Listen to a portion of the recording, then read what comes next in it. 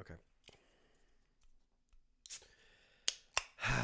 Good evening once again, college football fans, and welcome to week 16 of College Football 26 season long Imperialism. And, folks, for the first time since the early days of season one, I'm doing an episode with a monster of a headache. Oh my God. Like, it is actively uncomfortable to look at anything with a screen for more than a couple seconds. And I'm about to do so for like 90 plus minutes because this is a 7-game episode. We're going from our top 32 down to the top 25. Uh, and we'll see if I live to tell the tale. That is going to be the biggest question of today. As for the actual football, we've got 32 teams left. As I said, Arizona State, LSU, James Madison, Penn State are all contenders. I believe the Sun Devils are 1 win away from an extra life. James Madison is also 1 win away from their second extra life. Penn State lost theirs. And that's basically it from that department. Eastern Michigan got a huge upset last week by beating Wisconsin. That was a fun game. And Notre Dame is still alive for all of you Fighting Irish fans who are still butthurt over the college ball playoff. Anyway, let's get this started. We're getting down to our fabled top 25 today before taking another week off for Christmas. And then we will be back on December 30th, I believe, is the day that we will do the next episode. So let's shuffle and get going for game one. Every single team has played at least once. Who will go into the fray next? It is going to finally be the champions of the great state of Texas, the Texas State Bobcats. Now, this might just be a quick jump back into Mexico, but they could face Arizona State or LSU here. Two options that they don't really like. Let's see where the arrow will take them. That is going to be southeast, and I believe they avoid playing entirely. But we're going to have to zoom in to fact check here, as we always must do in these very important... Ooh, that is close. But if you put that on the center, it's avoiding it. So Texas State avoids playing with this first wheel spin, and we will go again. I don't know when they're going to play. They made it all the way to the national championship of our marathon Imperialism all the way back in February of last year. And they're still on the board. We have shuffled, and we're going again. Will somebody get landed on this time? Who knows? Let's find out. And we are not staying down south. It avoids Florida State at the last moment, and it's going to Missouri. And the Tigers, who are famously landlocked, do not have any way of avoiding playing right here. This is a very crucial spin. They could face one of many important teams. You've got Iowa, Illinois, Ole Miss, LSU, and Arizona State on the left. Where will the arrow send Bo Pribula and the Tigers? That's going to be southeast, and that is LSU, which means the Tigers are one of the first teams ever to play 3 games in a row. They were the last team to play in this tournament. They finally got found out. They beat Alabama and then Rice, and now they have to play Missouri. 3 games in a row. They have to be exhausted, but we're going right into it. Let's get set up.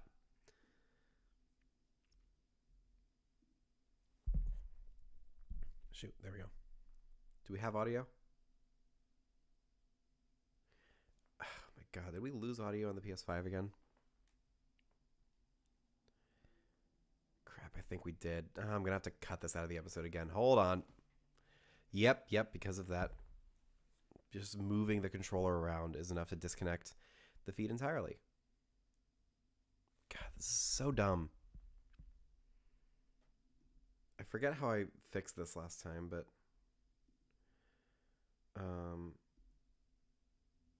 because I think I have to remove the feed altogether.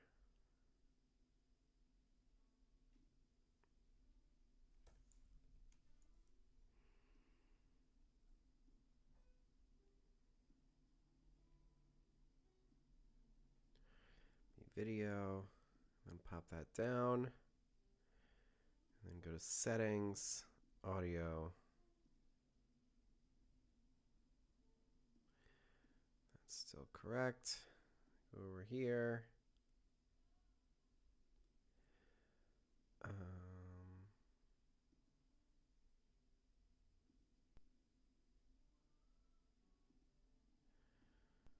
Just trying to swap around the settings a little bit. I'm trying to wake it up. Can't do it. So now we're going to do this. Oh, God. Fully disconnect.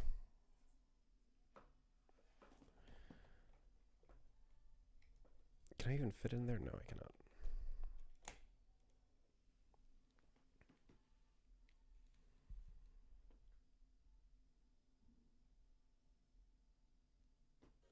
There we go. We got it back. Okay. Right back into it. And now we got to log back into network connection. This always takes so long.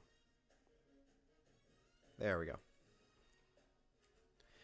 All right. So on the road, you've got the Missouri Tigers. And already this headache is just sapping my energy, man. There we go. On the other side. Go over to LSU, who has a 92 overall defense. That is going to be the big difference maker here against Missouri's 89 overall offense. I can feel it. It's Death Valley, once again, the hardest place to play in all of college football. I think we will go with Missouri's standard home uniform against LSU on the road.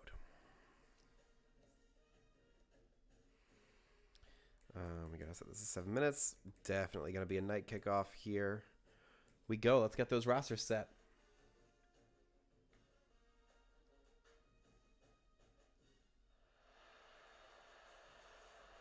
Missouri, where are they?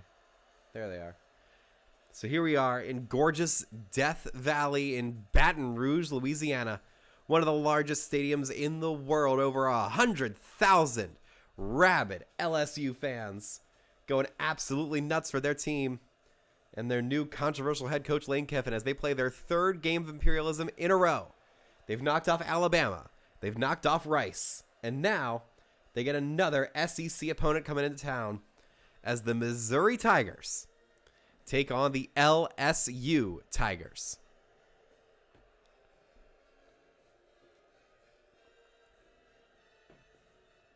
And I'm just going to hope that this Olipop helps me out. I don't think it has caffeine, which is a shame, because that's really what I need right now. Anyway, it's Missouri versus LSU. Let's get this opening kickoff going before we jump into Super Sim for this one. Oh, and I got to get the lights. Hold on. It's a very important thing that I got to set. There's the kick return. Come on, LSU. There we go. All right, so here comes Garrett Nussmeier. Going to be thrown to a couple of talented targets, including Bauer Sharp, the senior tight end. They grow him big down south. So Nussmeier got set up. He's got two wide receivers flanking outside, both in drop covers. They're respecting the speed. Nussmeier throws short. It's going to be caught by Aaron Anderson. And we just lost connection again. I didn't even do anything that time.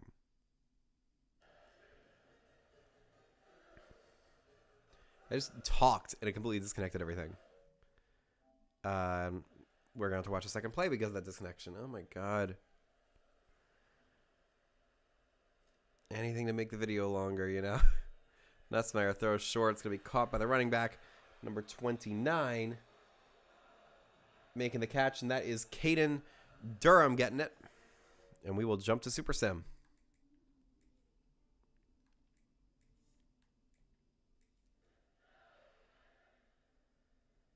Missouri takes a 3-0 lead. They're going to try and pull off a monumental upset here. LSU still hasn't scored. They finally get on the board 7-3. Missouri responds 7-6. And, of course, we are going to have to spectate this game, which will extend the length even more. Let's jump in. 3:29 to go. Missouri has the ball down by 1 at midfield. 2nd and 12 with 3:23 to go. So we got that gorgeous shot coming out of the Death Valley Tunnel. And Bo Prabula gets going for the Tigers. He's going to hand it off to number 29, who has space to the 40, 35-30. And he is taken down out of bounds. A fantastic run there by Ahmad Hardy, their superstar running back. Getting taken out of bounds after a fantastic gain up to the 30-yard line. 16 yards on the play. Bringing up a fresh set of downs for Missouri. Perbula drops back under pressure. Going to throw short. There goes number 0 to the 10 to the 5. Touchdown, Missouri. Joshua Manning into the end zone. And Missouri has taken their second lead of the game. LSU has had one good offensive drive all night. And now they're going to have to come up with a second one because Missouri finally has their first touchdown of the game.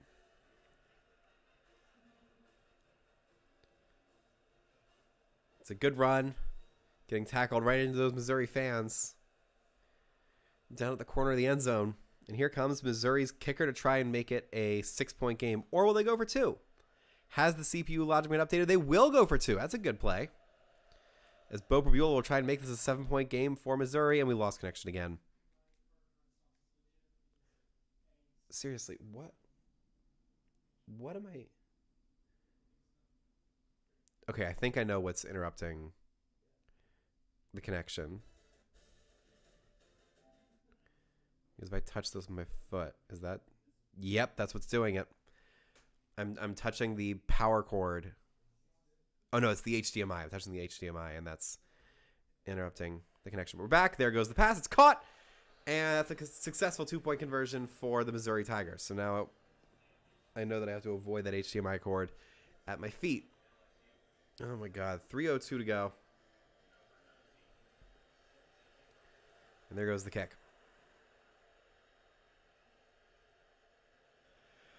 It's going to be returned by number 0. It's Barian Brown, I think, on that return for LSU. Nope, it's Xavion Thomas. As Missouri's defense will step back out, they've had a fantastic game so far. We'll see if they can make one more stop to shut down LSU's run. Nussmeier with an open slot receiver. He's going to look that way and then throw to the left. It's going to be caught by the aforementioned Barion Brown. Garrett Nussmeier just under 200 passing yards in this game so far.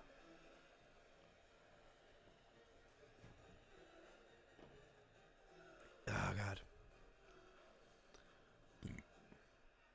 So here's 2nd and 1 for Missouri. Nussmeier hands it off. It's going to be a beautiful run by number 28.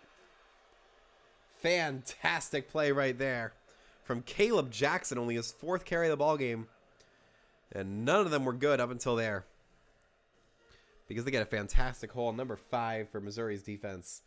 Just got pancaked on the block. That was Khalil Jacobs who couldn't get to the runner. Now it's 1st and 10 from the 40 for LSU. Nussmeier, so much speed. He's got time. He throws. It's going to be caught by number 6, Barion Brown. Makes one very good spin move. That's going to be the 2-minute timeout. They're getting close to field goal range, but a field goal doesn't cut it for them. They have to go for the game-tying touchdown on this drive, or they are cooked. Nussmeier steps up in the shotgun with 4 wide receivers. He takes the snap, throws short, another catch to Aaron Anderson. And that'll be another 9 yards, making it 2nd and inches, and they will let the clock run. And I think their offense is okay with that. You got to try and run the clock so that Missouri can't effectively go for a game-winning field goal after this. 2nd and inches. Just about 90 seconds to go. Nussmeier hands it off. They get the first down. There goes a beautiful run by number 22. Juke and past the man up to the 16-yard line. It's an 18-yard gain for Harlem Berry. They're running by committee, and it is working. That is a true freshman.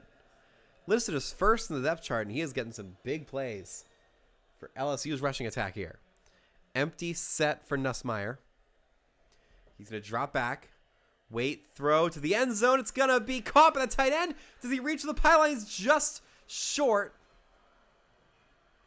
That's Bauer Sharp making the catch. I mentioned him at the top of the game. Great throw by Nussmeier. Good catch and a fantastic tackle by number 0 from Missouri.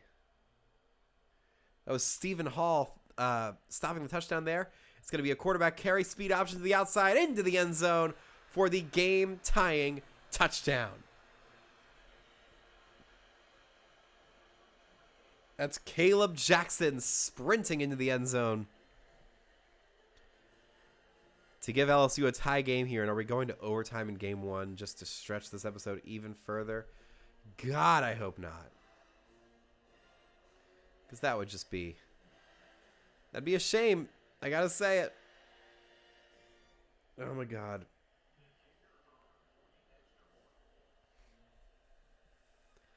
There goes the kick. It is up and it is good.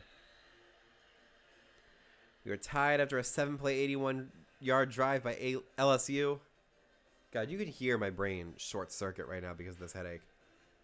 I took ibuprofen at like 4:30. And I'm kind of... well, no, it was Advil this time. I bought Advil because I wanted it to work better, and it's just not making a difference. Here's the kick return from Missouri. The juke in by number 2. I believe it's Marquise Johnson making the play. And it'll be 1st and 10 for Bo Perbula and the Tigers. Crowd is going nuts right now, and they tackle that player right at the spot. Marquise Johnson loses 2 on the play. Is the LSU home field advantage and stadium pulse is really stepping in and having a huge effect here. 49 seconds to play. Missouri has not used any of their timeouts yet. Perbula drops back, throws deep. That is going to be caught for Missouri. First down. They will call their first timeout. Now they are going for the field goal. They don't have much time, but they have both their timeouts. Let's see how aggressive they want to be here. Perbula in the gun. 4-man rush. He throws short. It's going to be caught. It'll be taken down short, and that'll bring him down to about 15 seconds. Really, just got to go for one deep ball because that's all you have time for after this rundown. Let's see if we can save him a couple seconds here. And we cannot. In fact, we made it worse. Oh, no, I think we got it. Perbula, 14 seconds to go. He's going to fake the handoff. Wants to go deep. Has time. Launches long, and it is caught. Oh, my goodness. What a catch. Gorgeous throw. Gorgeous play call. That's... who is that? That's Kevin Coleman Jr. making the catch on the outside. Getting taken down to the 34. They're not calling a timeout because they're just going to go for it with 3 seconds to go. Can they get the kick off in time? Finally, they call it with 2 seconds to go. This is going to be a long kick. 51 yards from Missouri's kicker. For a chance to knock off the LSU Tigers on the road. There's another timeout by LSU. It's Oliver Robbins for Missouri. All the pressure's on him. Can Oliver Robbins respond? Snap, hold, kick is good. And the Missouri Tigers are able to shock LSU at Death Valley to continue their imperialism journey and take over one of the largest territories in the Southeast. It's their second win of the tournament. They knock out LSU and become one of the last remaining Tigers in this tournament. Bo Perbula with a huge game. A crazy last-second drive. They played the clock perfectly. Ran it all the way down to 2 seconds, and LSU, all they could do is watch. As their tournament ends, their home field advantage dies. And Missouri moves on. Let's go to the map.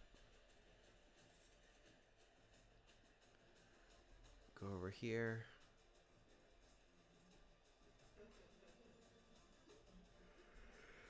There we go. And LSU, I hate to say it, you got the short straw getting called on 3 times in a row. Bye-bye. And we just lost connection again to the PS5. There we go. I didn't even touch anything that time. I don't get it. There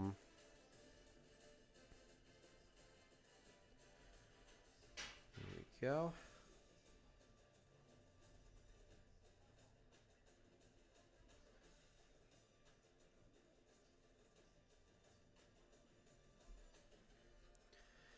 So Missouri had a big territory the last time we ran this tournament, and they can't escape it this time either. Can we expand it at all here?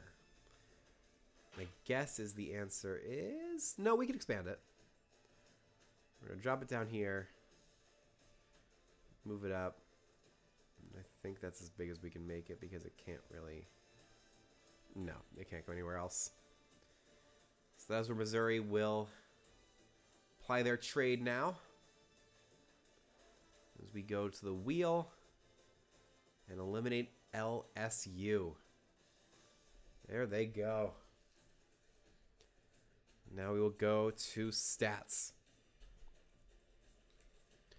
A 17-14 final with a game-winning field goal. Garrett Nussmeier, 21-31, 239, 1 touchdown and a crucial interception. Bo Prabula, 14-22 for 189 and a score. No interceptions, crucially. We go to the running attack. Ahmad Hardy, 15 carries for 110 yards. No scores. Prabula didn't really add anything. A long of 31. As we have Garrett Nussmeier, who is the leading carrier with 9 carries. Caleb Jackson had 5 for 17. Caden Durham, 5 for 17. Harlan Berry, 3 for 24. They couldn't get a rushing attack going whatsoever until the last drive. Oh, wait. Hold on. Oh, yeah, we already did that. We're good. Switch back to LSU. Berry and Brown, 8 catches for 99 yards in his last game of Imperialism. Aaron Anderson, 6 for 61. Xavion Thomas, 3 for 34 and a touchdown. Destin Hill, 2 for 21. Bowers Sharp, 1 for 16. Caden Durham, 1 for 8. We go to the Tigers. Marquise Johnson, 5 for 55. Kevin Coleman Jr., 4 for 69. Nice. Joshua Manning, 3 for 37 and a touchdown. Brett Norfleet, 2 for 28. Love him as a tight end. Ahmad Hardy had a drop. We won't count that. We go to defensive stats. Not that. We go to this. Zion Young, playing like the highly rated player he is. 2 TFLs, 2 sacks. Chris McClellan, 1-1. Marquise Greshal, 1-1. Damon Wilson II with 1. Sterling Webb with 1. The interception goes to Stephen Hall. Dylan Carnell gets a pass breakup and a forced fumble. Jalen Catalan adds a pass breakup. Nobody recovered the fumble. No blocks, no safeties, no touchdowns. We go to LSU's defensive stats. Patrick Payton, great game. 3 TFLs, 2.5 sacks. Jack Pyburn, 1 TFL. Devon Keys adds 1. Javian Toviano adds 1.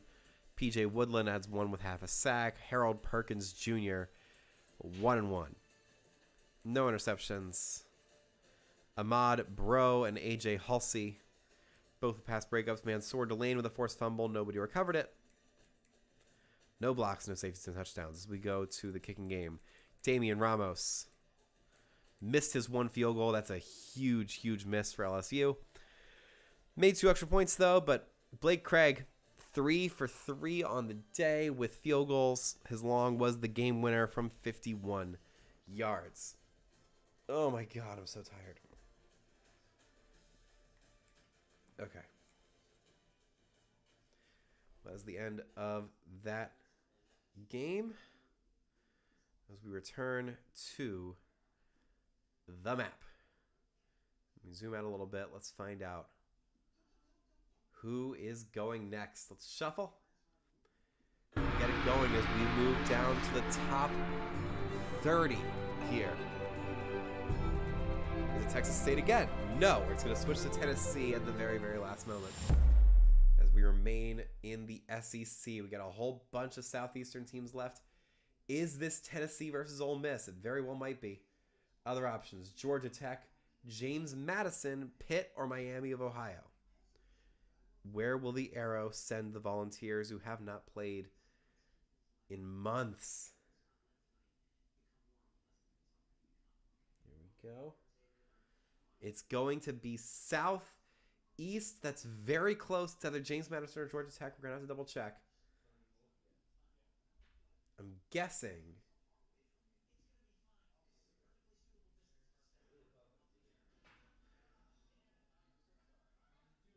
Gonna have to zoom out slightly here.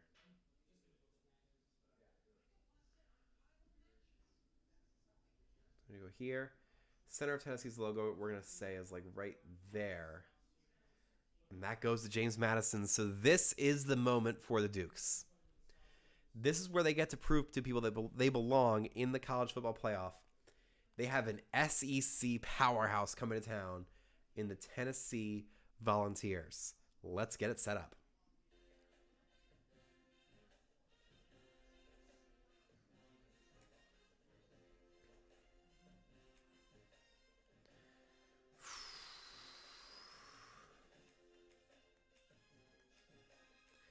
This is also a battle for the Dukes to win their second extra life of the tournament. And if they can beat Tennessee, they will certainly deserve it. It's an 86 against a 78.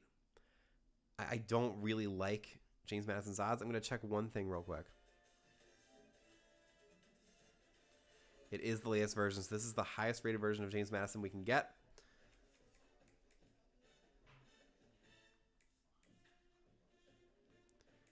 All black.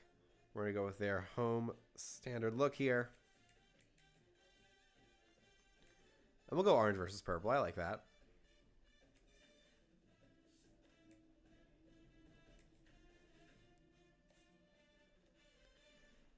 I think they added more music.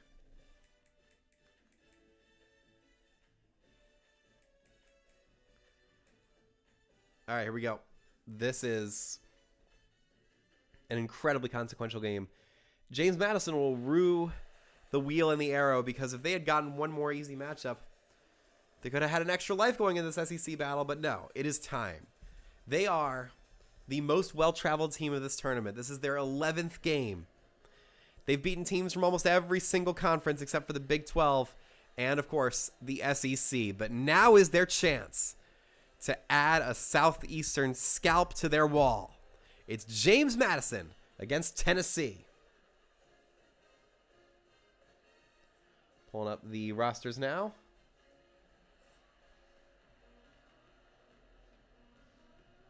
I mean, I know most of the James Madison players at this point. It's Alonze Barnett against something Aguilar. Garrett? No, not Garrett Aguilar. I forgot his first name. Joey Aguilar. That's his name. The Appalachian State transfer. As Tennessee gets things going here. Joey Aguilar jogs along. He's a 91 overall. Incredible play action rating. That's going to help immensely in the end game if this game remains close. Here we go. This is who James Madison wanted. There goes the man in motion. He's going to hand it off. No, he's going to keep it himself, and there goes Aguilar in 1st and 10 with a huge hole. Get up to the 38-yard line. It's a 16-yard gain for Mr. Joey Aguilar as we take this to Super Sim. Can the Dukes keep it close? That's all that matters.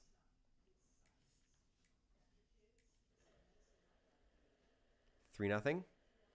Dukes can't answer, and I think that's ball game. It's 10-0, 17-0, and this is the end of the road for the James Madison Dukes. They do get a late touchdown. Hold on. Hold the phone. They've brought it back. We're going to skip a couple plays here. So they punted it. We're going to take us down to 4 minutes. It's 1st and 10 Tennessee. They're at midfield, and we got ourselves a close game. James Madison has scored 10 unanswered to make it a one-possession ball game with 3:43 to go. We're already 30 minutes into this broadcast. Oh, my God. This is going to take so long. Aguilar.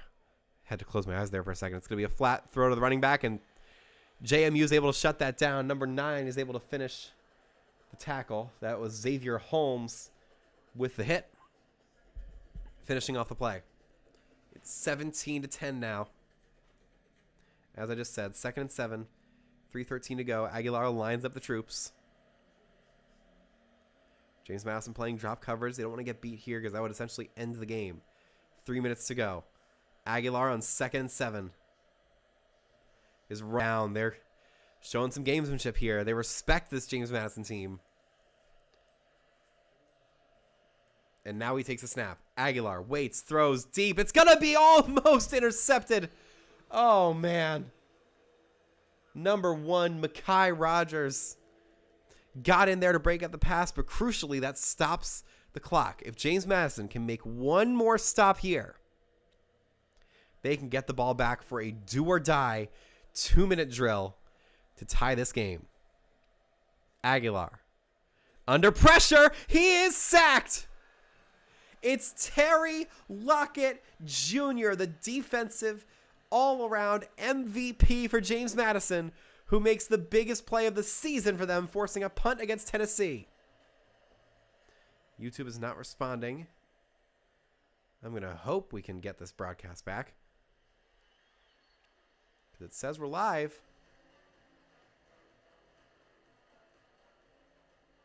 Okay, we're connected. It's just a slow signal. There goes the throw. It's not a great one. 2nd and 10. That's going to keep the clock running. So let me know in the chat if you can't see anything. Because I'll try to fix that if I can. It's lagging on our side. Of course it's lagging. Oh my god. What's the internet at right now? 9,000. Oh, it's fluctuating. There's somebody else in my apartment that is... Oh my god. Big play for number 18. I'm just going to try and go audio because you can hear audio, I assume. That's Logan Kyle making a big catch up to the 37-yard line. Yeah, internet's kind of going all over the place. It's back. Yeah. Yeah, somebody's right outside my room streaming It's Always Sunny right in Philadelphia right now, which I can't fault at all. Fantastic show. But that might be affecting how much Wi-Fi we are able to use for this stream. Anyway, it's 1st and 10 for James Madison up to the 37. Here's Barnett. Coming up to the 2-minute timeout right now, but they did get to stop the clock.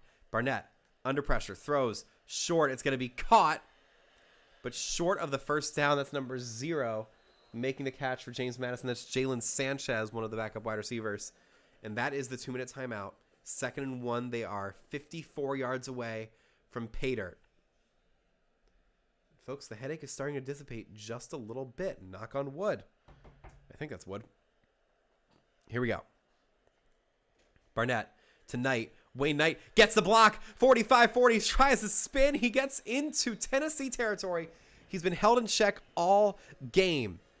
But once you become a spectator, the run games snap to life. Big moment right there with James Madison as they keep on rolling. 1:48 to go. They have 2 timeouts, but they have to be careful. They can't leave too much time for Tennessee on the other end. Barnett drops back under pressure, throws deep, wide open. Logan Kyle. Oh god, my voice is cracking. Logan Kyle with another huge catch up to the 21-yard line. The clock will stop as they reset the chains, but it will keep running. And James Madison at this point, because of how well their offense is playing, they are more than okay with that. I think they might have gotten like a short field interception or something that got them this close this quickly. Barnett throws deep. Diving attempt is incomplete for number 8. That was Isaiah Alston trying to get it. The throw was just a little bit off target. He had his man there, and Alston couldn't corral it. 2nd and 10. It also stops the clock.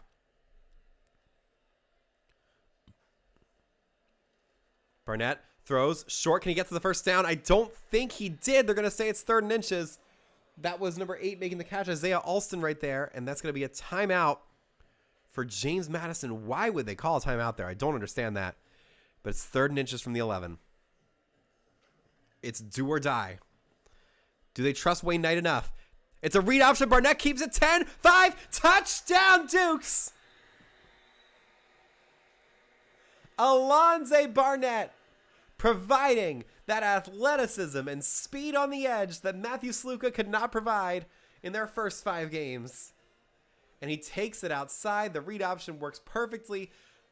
Incredible lead block by Logan Kyle, who was the MVP of that drive, no question about it. And they're an extra point away from tying this ball game. The question is, do you go for 2? Do you risk it all and put a huge amount of pressure on Tennessee, who has all the time in the world in all 3 timeouts? They will go for a simple game-tying extra point. It's Cristiano Rosa, this tournament's leading scorer. He sends it up. It is good. And it is 17 all. An 8-play, 86-yard drive. James Madison has come back from down 17. Does the slipper still fit? There goes the kick. Return to the 5, 10. He jukes back inside, and he's taken down at the 20-yard line. It's all going to come down to James Madison's pass rush. Can they force Joey Aguilar into some bad throws or sack him? They've got an extra lineman back to block. This is a weird formation. Aguilar throws short. Caught, but short of the first down. And that forces the first timeout from Tennessee.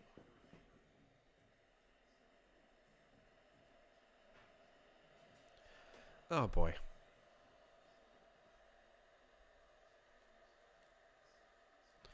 Aguilar fakes the handoff. Throws deep. Got him, man. It's caught. Oh, no. They played cover 0 on 2nd and short, and it comes back to bite him. Mike Matthews for Tennessee just flies away with it. Now they're letting the clock run. 44 seconds to go. It was a terrible throw from Aguilar, but it gets to its target. And now James Madison is in deep, deep trouble. Aguilar throws deep again, and that is caught for a touchdown. That's the only thing that could have gone wrong here, because now they give the ball right back to James Madison. It's Chris Brazzell II who flies into the end zone. Dukes fans can't be all that happy, but at least they get a shot. 2 consecutive deep balls for Tennessee, and the Volunteers retake the lead. Gorgeous strike, missed tackle by number 2. That was Elijah Culp, who was culpable there. Pun sadly intended, and here comes the extra point attempt for Tennessee. It's going to be Max Gilbert in for the Volunteers to make this a 24-17 ball game. James Madison doesn't have much of a chance, but at least they have one. And they're playing Rocky Top. They are blasting Rocky Top here in Southern Virginia. And they cut off the part where the fans sing it. It's such a great tradition. Honestly, maybe I could go to Tennessee, Neyland. That honestly, because I'm going to one SEC game hopefully this fall, and honestly, it might be Tennessee. Barnett throws short. It's gonna be caught by number 15, and he's taken down. And they've used their their last timeout. Their margin of error is gone. This has to be a deep ball, but the CPU logic has been so bad for most of these episodes. Barnett is going to throw short again to the sideline. Can he get out of bounds? The answer is yes. He does get out of bounds, but it's, oh boy, it's 3rd and inches with 29 seconds to go. James Madison. Oh God, is this where Cinderella ends? We still have a couple of Group of 5 teams. We have Miami of Ohio, who has won 2 games and has beaten an SEC opponent. So we still have a Cinderella, but this has been the main one we've been following all season. Barnett on 3rd and inches. Needs to throw deep, throws short instead. It's going to be caught. Can he get out of bounds? No! Oh, God. Oh, God. This is going to be so close. 35. I'm going to see if I can reset this to try and give them a little bit more time. That might have made it worse. I think that made it worse. 16, 15, that should be where it starts. Yeah, it doesn't affect it at all. 28, 27, 26 seconds to play clock. 10 seconds to go. Barnett has to go deep or the game is over. He's going to throw to the sideline again. It's out of bounds. Flag. Hold up. Hold up. It's oh no, it's pass interference on the offense. Oh. Oh my God, the mascot's so sad. I'm feeling for you, man. 77 yards away from a game-tying touchdown. It would take nothing short of a miracle here now for James Madison. Barnett is going to uncork it deep. Does he have a man down there? That ball is incomplete, and that is your ball game. The Tennessee Volunteers have eliminated the most successful Group of 5 team in Imperialism history as the James Madison Dukes fall just short. They came back from down 17. They showed their mettle. They showed why they've made it this far. But ultimately, They just wish they didn't lose to West Virginia earlier in the season. As we go to the map. Oh, that is brutal. So brutal as the SEC takes up even more of this national map. We got a whole bunch of color changes to do right here.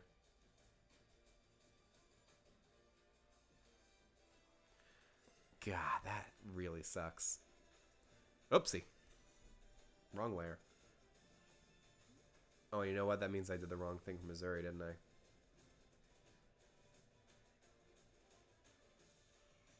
Give me 1 second. I'm gonna. Well, no. Yeah, because that was all. That was us. We're fine there.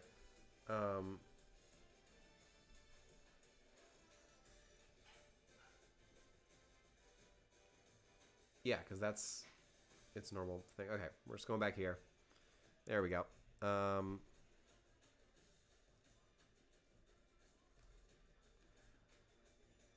Go. Get that little island, get this little island, that little island. And everything else is fine. James Madison, aside from Arkansas State, you've been my favorite team to watch. You've had such a magical journey to get to this point, but you fell just short. But you proved that you belonged in this tournament, 100%. But that is where your story ends. Bye-bye.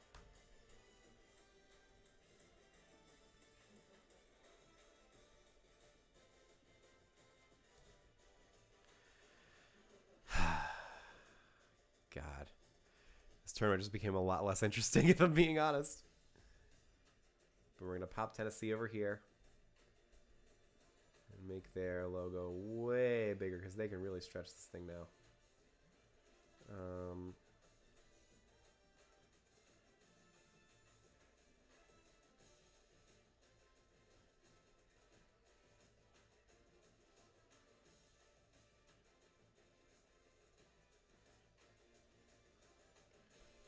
Pop it right there.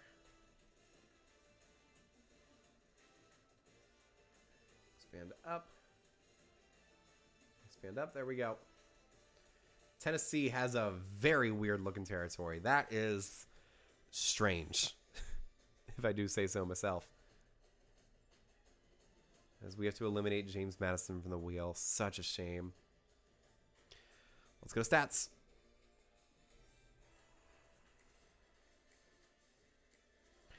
Alonzo Barnett, 253 yards, no touchdowns in this ballgame. As for Tennessee, Joey Aguilar, 13 to 26, 200 yards, 1 touchdown, and a crucial pick that almost lost them the game. Running the ball, Star Thomas, 8 carries for 77 yards. Peyton Lewis, 6 for 22 and a touchdown. Joey Aguilar, 5 for 13. Deshaun Bishop, 2 for 2 and a touchdown. There's the longs. We go back to James Madison's run game. Wayne Knight, 11 carries, 32 yards and a touchdown. Iowa Day, 1 for 4. George Pettaway, 1 for 2. Run game couldn't get going. That's the long and short of it for James Madison. That's how they dug that hole for themselves. Jalen Sanchez, 8 catches, 60 yards. Nick DeGennaro, 4 for 48. He's probably going to be the tournament's leading receiver by the end of this, unless somebody else plays an obscene amount of games. Isaiah Alston, 4 for 68. Logan Kyle, 4 for 55. George Pettaway, 2 for 15. Lakota Dupree, 1 for 6. Wayne Knight, 1 for 1. We go to Tennessee. Braylon Staley, 6 for 72. Chris Brazzell, 4 for 82 and a touchdown. He's the game's leading receiver. Mike Matthews, 1 for 27. Travis Smith Jr., 1 for 16. Star Thomas, 1 for 3. We go to defensive. And Dominic Bailey had himself a night. 5 tackles for loss, 3.5 sacks. Andre Turrentine with 2 TFLs. David Hobbs with 1. Jeremiah Talander with 1. Bryson Eason with 1. Boo Carter with 1. They all split sacks. No interceptions. Andre Stewart, the only pass breakup. No forced fumbles. No blocks, no safeties, no touchdowns. We go back to JMU to record their defensive stats one last time. Terry Lockett Jr., 2 tackles for loss, 2 sacks. Trent Hendrick, 1 TFL, 1 pass breakup. Tyler Brown, 1 tackle for loss. Mekhi Rogers adds a pass breakup. The interception goes to Jacob Thomas, who also had a forced fumble in this game. Nobody recovered it for James Madison. That would have been huge. No blocks, no safeties, no touchdowns. Go to kicking. Cristiano Rosa made 1 field goal and 2 extra points, finishing off an incredible tournament for him. And Max Gilbert, 1 for 1, 3 for 3 on extra points. Good game for him. As we go back to the main menu. God, that is just a shame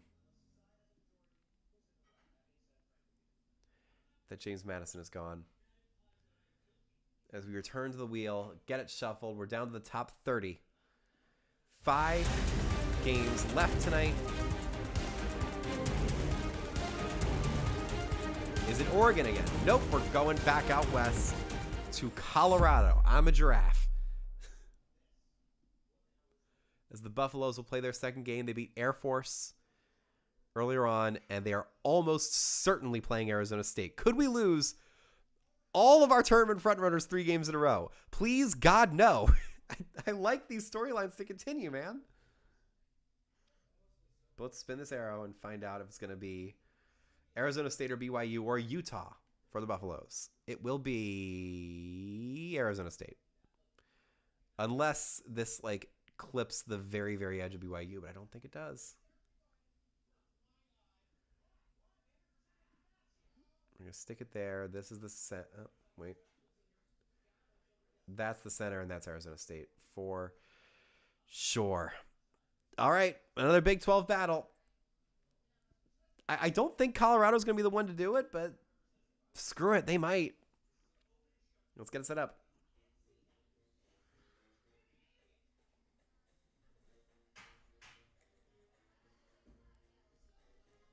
So now, Arizona State, just like James Madison, 1 win away from an extra life and further expanding their massive territory. But they have to face a feisty Colorado team. Let's take a look. I think we'll put them in their standard home uniforms. They haven't had to play a home game in a long time. I think we'll go with... I think we gotta go with a different helmet if we can. The all gray is fun. Second alternate is this gold look, which is interesting. The away alternate is all white. I think we're gonna go with this gray look for Colorado here.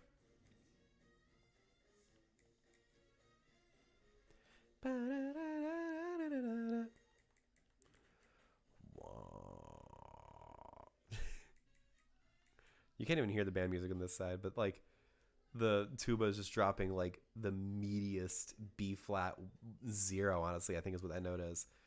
Just sounds great.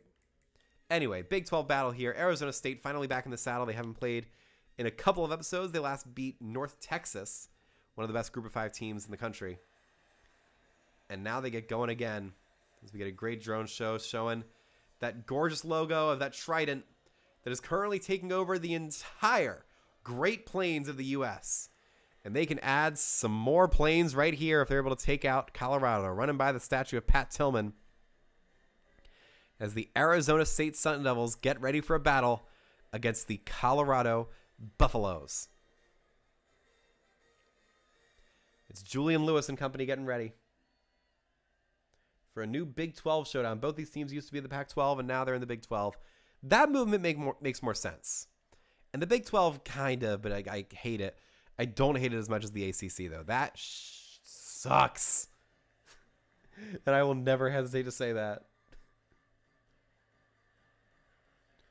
Colorado, the road team. Arizona State is at home. Here we go. Sun Devils will start. Gorgeous spin move in the kick return. And he takes it out to the 24-yard line. So here comes Jeff Sims replacing the injured Sam Levitt at quarterback. You've got Jordan Tyson, one of the most talented wide receivers in the country. Here we go. Sims in the shotgun on 1st and 10. He drops back. Throws short. It's going to be caught for an Arizona State first down on the opening play. Beautiful set of moves there by number 12. That's Malik McLean making the catch. And are we going to get a replay? Is that why they're stopping the play clock? We are not. So we're going to jump to Super Sim here. Or not. Now we're getting the replay. It's a simple little spot route. Colorado didn't cover it whatsoever. So now we can go Super Sim.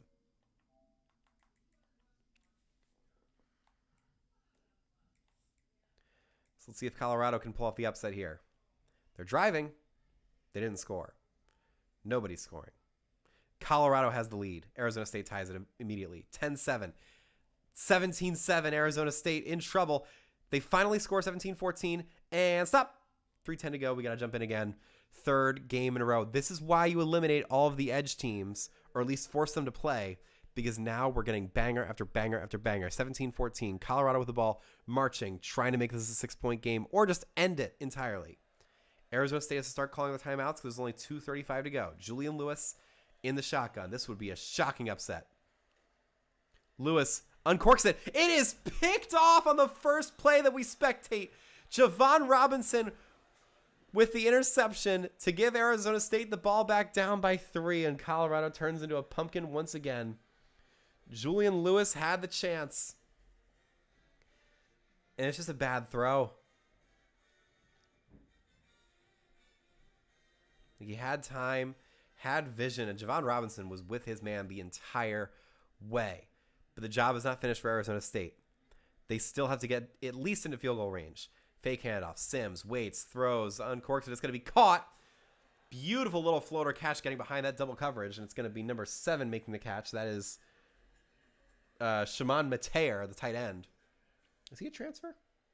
Transferred at some point. I mean, that was almost broken up by number 28. Mateer is able to get it. Here's Jeff Sims in 2nd and 1. Just before the 2-minute timeout, he will get the first down. Colorado did a good job closing down on that to make sure he didn't get any more yards.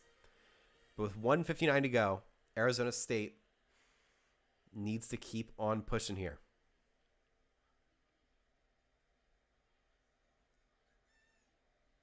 Sims in the shotgun. He drops back. He's going to throw short. It's going to be caught for another Arizona State first down. Who is that this time? Is that McLean again? It is Malik McLean making another catch. As they're on the edge of field goal range now. They got to get closer, though. This isn't the NFL.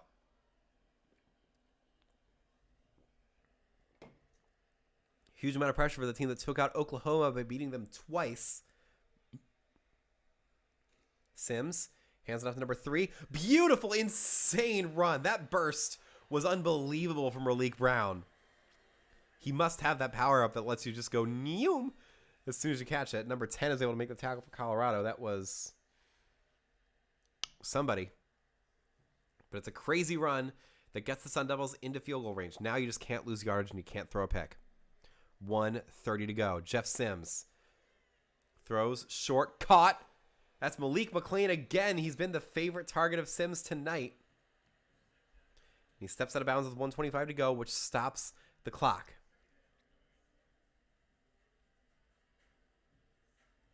It's a nice little throw. Easy pitch and catch, 9 yards. Keeps the ball rolling and gets them closer to that game-winning touchdown. Sims hands it off for the first down, and they don't get it. Number 37 is the guy who shut it down. That was Martavius French, the middle linebacker, shooting the gap, flying in.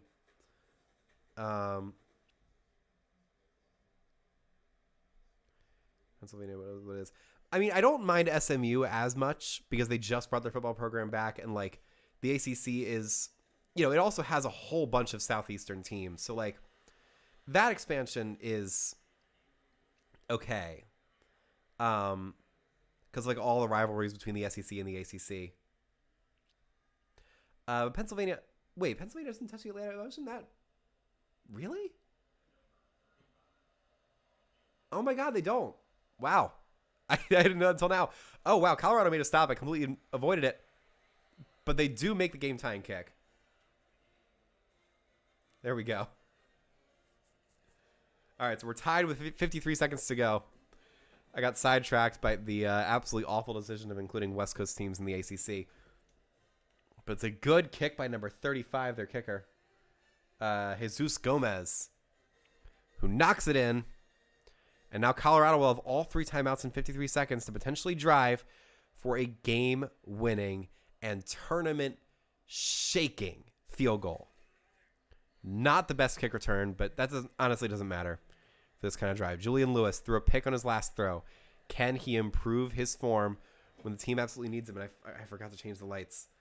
Lewis is sacked on the opening play of the drive. Yikes, yikes, yikes. There's the first timeout. Updated the lights. Got to get that right.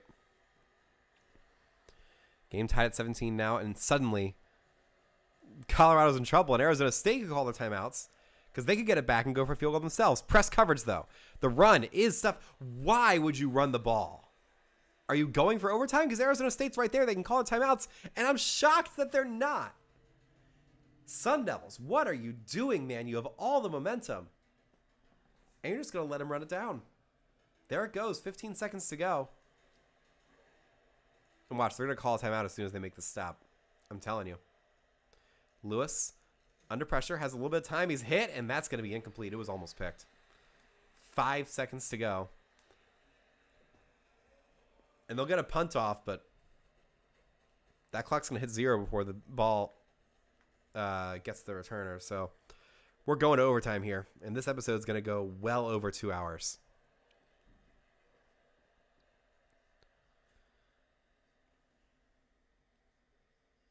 Fair catches it at the 47. And we are going to overtime here in the Big 12 in this all-important imperialism battle. Arizona State currently holds territory in the states of Texas, Oklahoma, New Mexico, Arizona, Kansas, Nebraska, Colorado, and South Dakota. They got everything out west. And if they win this game, they'll control the entire state of Colorado, expanding that logo even more. Arizona State has won the toss, so they will play defense first. Here we go. The cheerleader looks so stressed. Go, Sun Devils! Ah! I can't take it anymore, man. What have I done? I mean, it's better than the crazy eyes during the alma mater, but it's still very funny. Lewis throws a quick screen, and he is obliterated for a loss of 1. Miles Rouser flying in there to make the stop. That is his name. Colorado's offense, as soon as we went into spectator mode, it died. It completely and totally died. Lewis in the gun. Fakes it. Has a little bit of time. Waits. Throws short. Going to be caught. And once again, Arizona State is able to cover that excellently. Is that Rouser again? It is. Miles Rouser. Just flying around like a bat out of hell. Which is fitting for a Sun Devil. 3rd and 8 now. Colorado in dire straits here. Are they going to choke this game like they choked so many this season? Lewis going to hand it off on 3rd and 8. Is it going to work? No.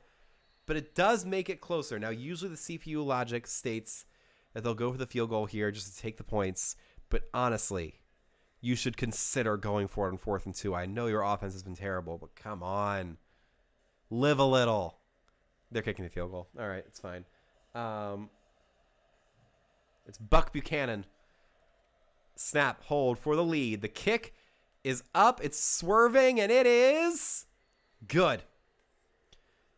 I can't remember the last time we watched a missed field goal in this tournament. It's been so long. These kickers are so good. And I really feel like, unless this is matching the actual percentage of what kickers are like, they should make it harder to kick for the CPUs. It's plenty hard for the users, but like the CPUs can't be that good, you know?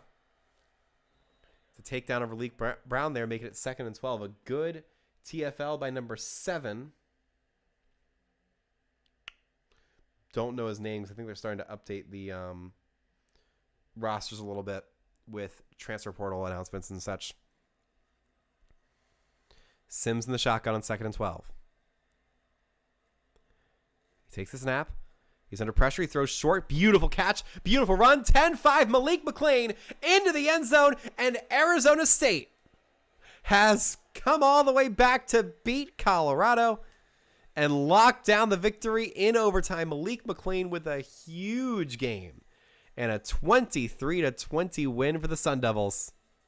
Jeff Sims celebrating once again as Arizona State will secure the extra life. And they have earned it, man. They beat their in-state rivals in Arizona. They beat Oklahoma twice. They beat a very good North Texas team, and they just came back to beat Colorado. It's never easy to get an extra life in this tournament. They just pulled it off. Let's go to the map.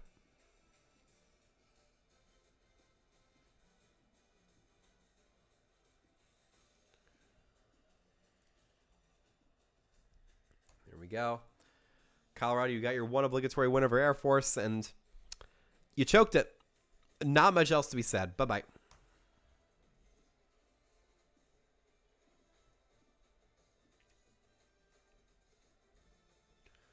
Zoom in a little bit here.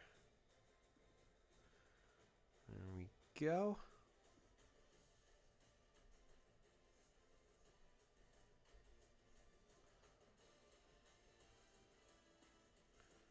Yeah, we did it right. Okay.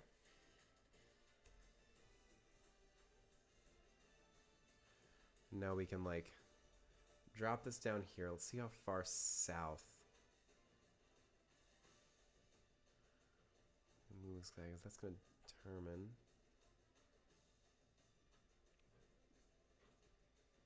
Maybe we stick it here and then go. Oh, yeah, that's the move. Hold on. We can't even keep it in frame. It's so big. That is...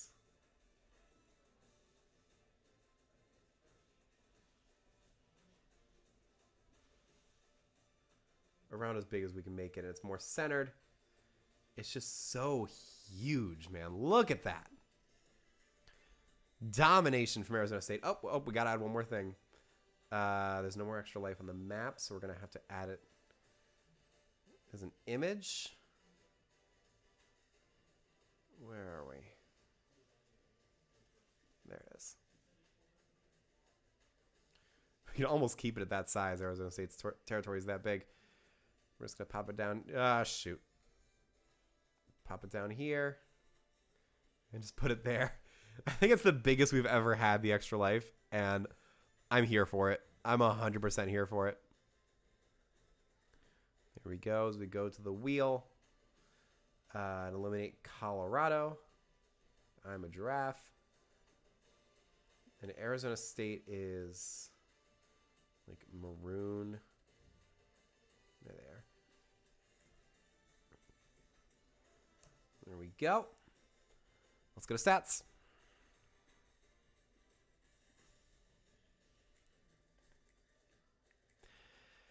Yeah, Jeff Sims, 14 of 26, 164, and a touchdown.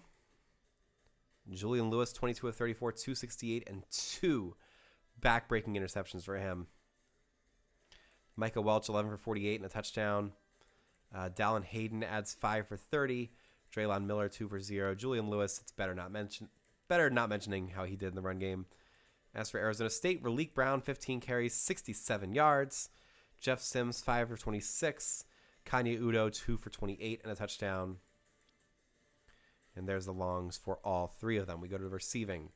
Did Jordan Tyson make any catches? He made 2 for 31. But the big star is Malik McLean, 4 for 68 and a touchdown. Raleek Brown, 3 for 9. Jalen Moss, 2 for 25. Shimon Mateo, 2 for 27. Jordan Tyson, 2 for 31. Derek Eusebio with 1 for 4. We go back to Colorado. Draylon Miller, 7 for 48. Marion Miller, 6 for 109 yards. Zach Atkins, 3 for 33. Sincere Brown, 3 for 31. Joseph Williams, 2 for 38. And the only touchdown, Dallin Hayden, 1 for 9. We go to defensive. Let's take a look at the impact plays for Colorado. Couple of TFLs for Taufik Bayard, also 2 pass breakups. Preston Hodge with 1 and 1 pass breakup. Jaheim Otis, 1 tackle for loss, 1 sack. Tavian Coleman with 1 TFL, nothing else. They don't get an interception. Vickers gets a pass breakup. Preston Hodge, Jeremiah Brown, No forced fumbles, no recoveries, no blocks, no safeties, no touchdowns as we go to Arizona State's defenders in their 5th win. And oh my God, we had somebody with 2 picks. Hold on. There we go. And we had Zach Swanson with 3 TFLs. And CJ Fight had 3 TFLs with 1.5 sacks. Keyshawn Elliott adds 1 and 1. Clayton Smith goes 1 and 1. Miles Rouser gets 1 TFL. They had 4 sacks in the day, but Javon Robinson 2 interceptions. Keith Abney and Xavier Alford get the pass breakups. No forced fumbles, no recoveries, no blocks, no safeties, no touchdowns. Oh, nope. Javon Robinson had a pick 6 in this game. That's what kept it close. Huge, huge game for him. He's putting together a defensive MVP campaign where nobody has really stood out in the tournament to a crazy degree. Jesus Gomez, 1 for 2 for field goals, along with 41, 2 made extra points for Colorado. Alejandro Mata Jr. made both his kicks, both his extra points. But Colorado fell short. What else can you say? As we return to the main menu and the wheel once again. Getting ready for only our 4th game of the night. This is taking so long, but I wouldn't have it any other way this late in the tournament. 29 teams left. We're shuffled. Let's roll.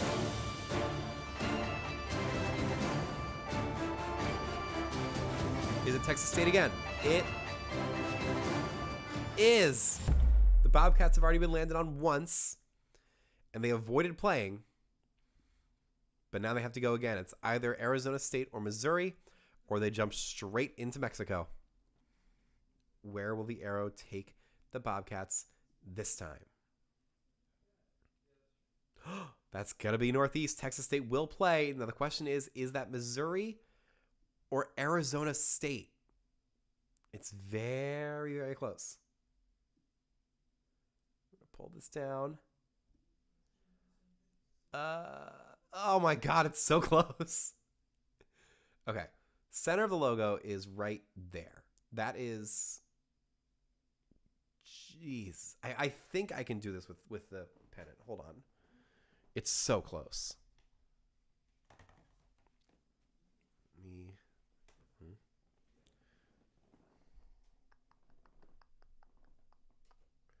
Gotta make sure it's lined up properly.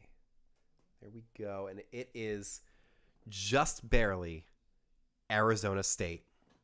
The Sun Devils have to play again. Every single game of this episode has involved one of our protagonist teams. Arizona State, freshly armed with an extra life, can eliminate the last team from the state of Texas. Let's get it set up.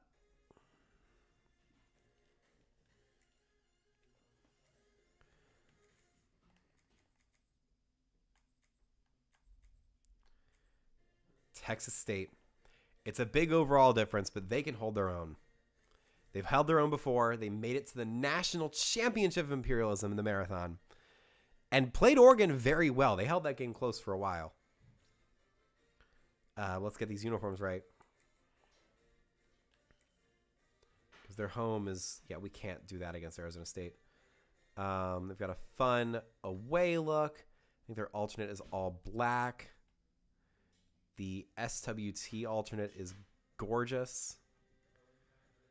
Home option is all maroon. We might go with that. The away option is like that. I think we're going to go with their all white. Although I love the vibes of this uniform. But the helmet's too similar. We're going to go with the all white for Texas State. Let's take a look at some options for Arizona State. The away look is cool. Let's go all black versus all white. That is just heat. Unless there's something better for Arizona State. Because that's... We've seen that one before. We've seen the throwback, which is eh. Home option has a very pretty helmet, but I'm not really feeling it. Away option, nah. Away option 2, nah. 2, no. 3, no. God, they have so many uniforms. Alternate option is fun. You know what? We're going to go with this guy.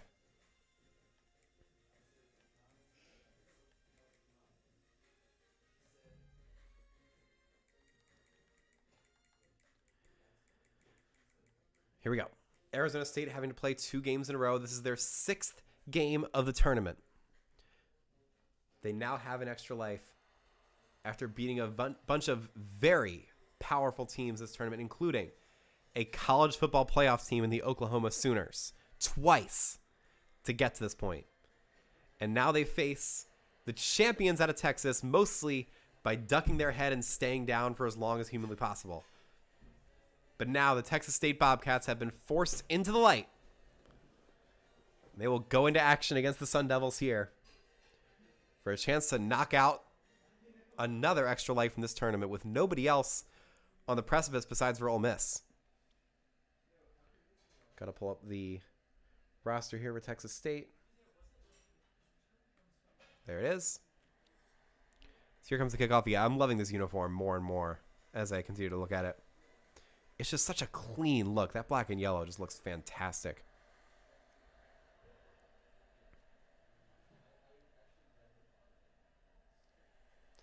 Turn to the 15, down to about the 20-yard line, and that is where Jeff Sims will get the Sun Devils started once again. And if this team is our Michigan, I wouldn't mind that. They're scrappy. They don't really have any overwhelming advantage anywhere. And Jordan Tyson, despite the fact that he's a 96 overall receiver, hasn't had an outsized impact in this tournament. He's had like one huge game. But other than that, he's stayed pretty quiet. Sims hands it off to, I believe that's Raleek Brown in the opening play, and Cameron Washington shuts it down for Texas State as we will take this to Super Sim. Can Texas State pull off a massive upset here? Let's find out together. They take the lead. 7-0. Arizona State can't respond. Texas State trying to stretch it? No, 7-7. There might have been a turnover there. 10-7. Texas State trying to respond. They do. 14-7. Oh, no. 21-10. Arizona State has to respond. They do. 21-16. Stop. They're driving for a field goal with 2:04 to go. Texas State might knock out Arizona State's extra life as soon as they got it. Nobody's been able to keep their extra life long in this tournament. And this one might go the same way as everybody else's. The handoff to number 7. He is stuffed in the backfield. That will take us just outside the 2-minute timeout. Arizona State calls their last one. It will all come down to whether they can make 2 stops here and force a field goal. They're not going to have much time at the end of this. Quarterback drops back, floats it to the end zone. It's caught to the 1, and that is your ball game. Brad Jackson, the redshirt freshman, has led Texas State on the road to knock off Arizona State's extra life. Beautiful uniforms at all. There's the quarterback kneel down, and this game is over. A stunning result as Texas State gets their second win of the tournament, and crucially, they keep their tiny little spot on the map where no one's going to land on them. What an insane, insane victory, because now they could just go into hiding for the rest of the tournament and wait till the national championship. That is a bonkers, monumental win for Texas State. And it means that we have to do an 8th episode tonight, 8th game tonight. Ugh. This is going to be such a long episode, man. Let's go to the map. Okay. Easy update. Extra life is gone. Arizona State. Boy, you got your work cut out for you now because you have the largest territory on the map, bar none. And no extra life until you get 5 more wins. And you lost it to Texas State. What are you doing, man? That's going to be the result that we remember for the rest of the tournament. Because now all these powerhouses are going to start stealing this territory and getting eliminated back to back to back. I know that's what's going to happen. Anyway, we got to knock the one up off of Arizona State's wheel spot there. Let's go to stats.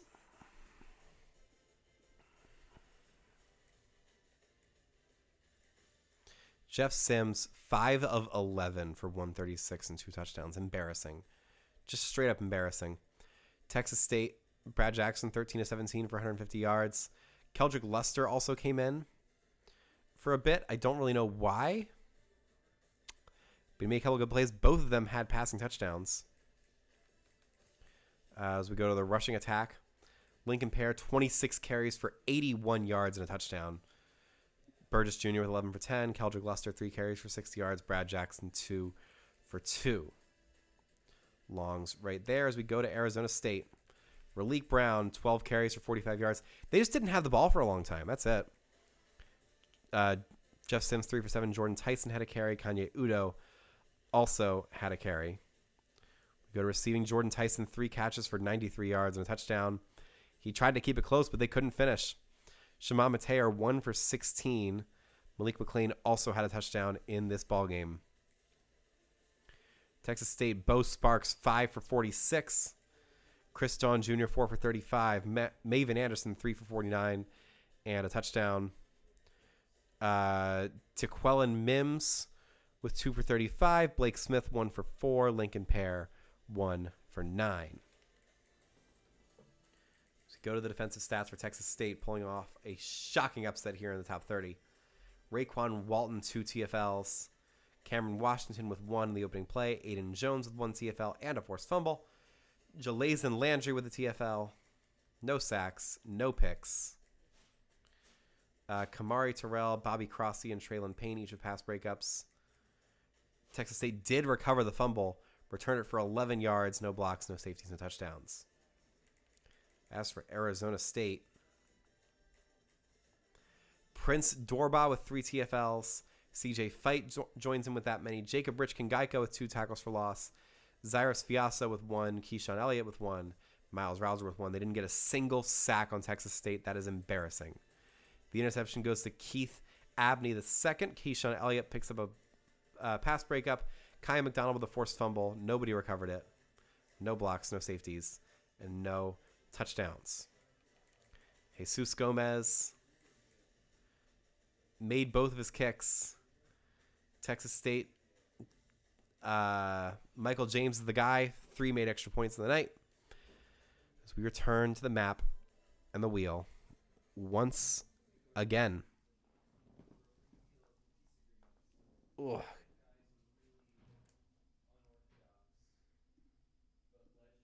Okay, here we go. Still 29 teams left, and we're only halfway through this episode, an hour and 17 minutes in. Strap in, because we got to keep going. An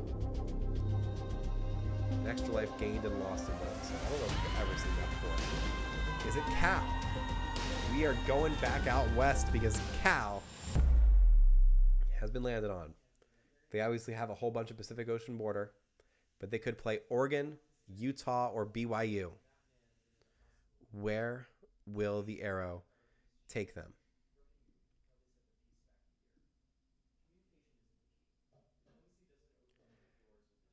It's going to be up, and that is...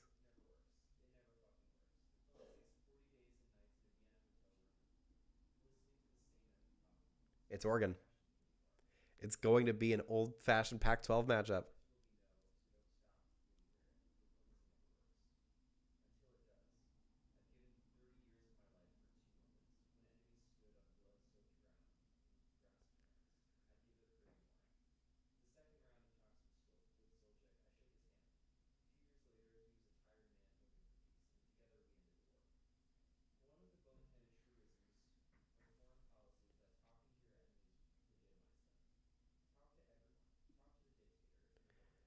Okay, here we go. Just listen to an interesting speech outside.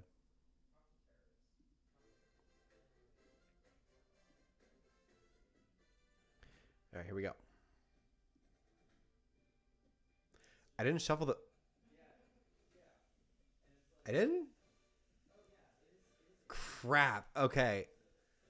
No, those are the rules.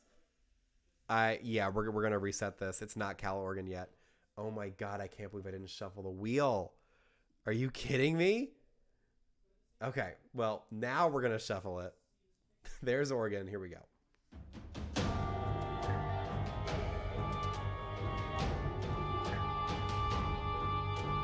And it goes to Buffalo. That's a big change. We're going out east instead. Buffalo just loves to avoid the spotlight. They've already beaten Penn State once, and that is the only team they can conceivably land on here. Will the arrow send them to the Nittany Lions or give them another reprieve?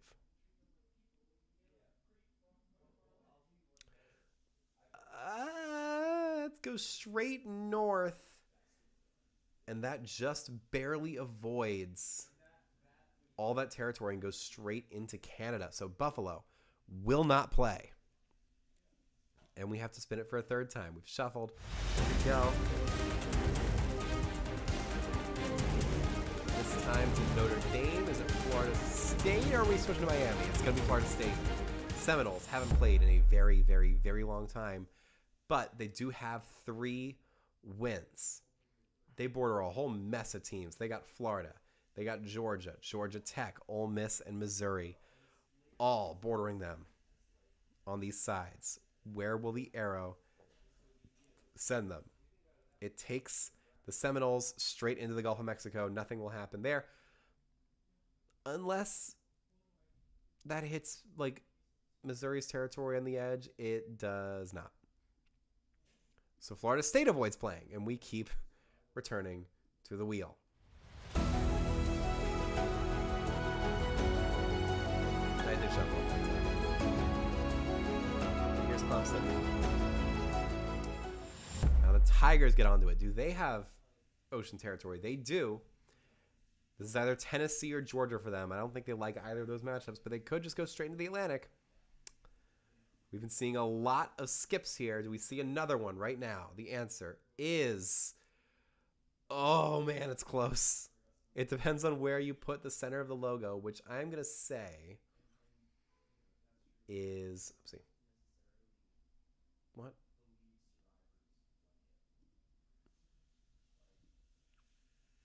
We're going to say it goes to the center of the toe beans.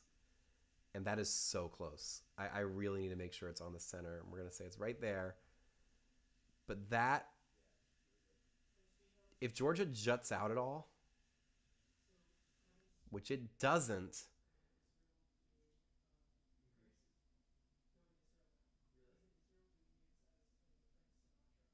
oh my God, it just barely avoids it. So Clemson will avoid it, and we have to keep going. I think it's 4 in a row that we've had.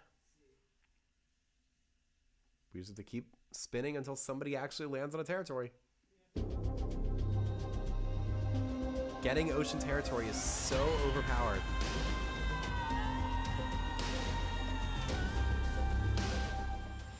Miami. Speaking of ocean territory, they got themselves a lot of it. And this could be another skip because their only possible opponent is UCF.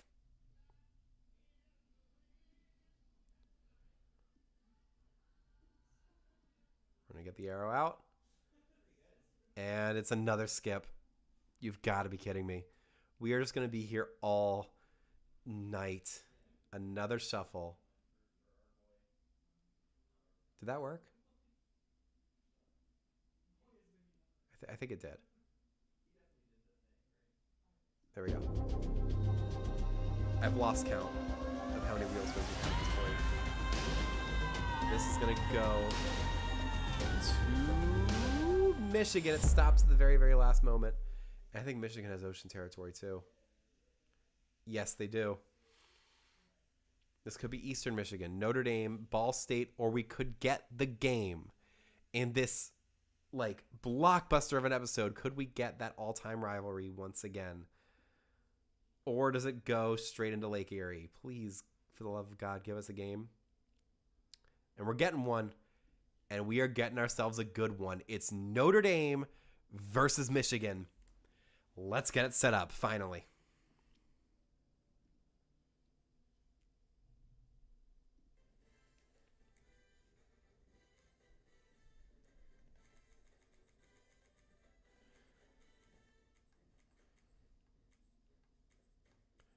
Oh my God, so many teams. Notre Dame is going to be the home team. And there's going to be a storied program that drops out of the tournament right here, right now. Neither of these programs has an extra life. And one of them's about to die. Notre Dame is going to go in with their home uniform. And Michigan will wear their classic road uniform. The Michigan-Notre Dame rivalry. Oh, boy. Well, you were right. You were right that I didn't shuffle. Good job pointing it out. I would have been like so mad at myself if I watched the stream back and I'm like, oh no, I didn't shuffle. Here we go.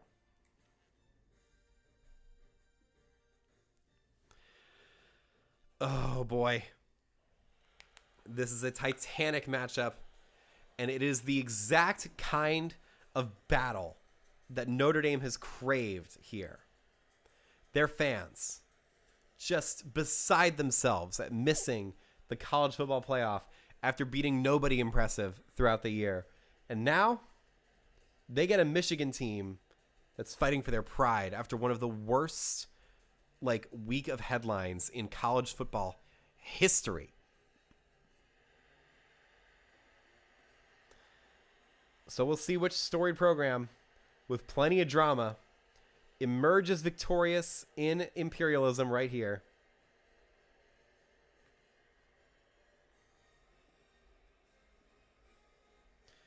Notre Dame getting set. There's touchdown Jesus. Watching over this game. Michigan was able to win this one last year, and it kick-started their sweep across the nation that took them all the way to the national championship game where they lost to Texas. Now they've got Notre Dame once again. Can the Fighting Irish get revenge to start their own campaign? Let's find out. It's not a good kick return, only to the 17-yard line. Michigan up 45-14 in their last meeting between these two teams, as Bryce Underwood gets started once again.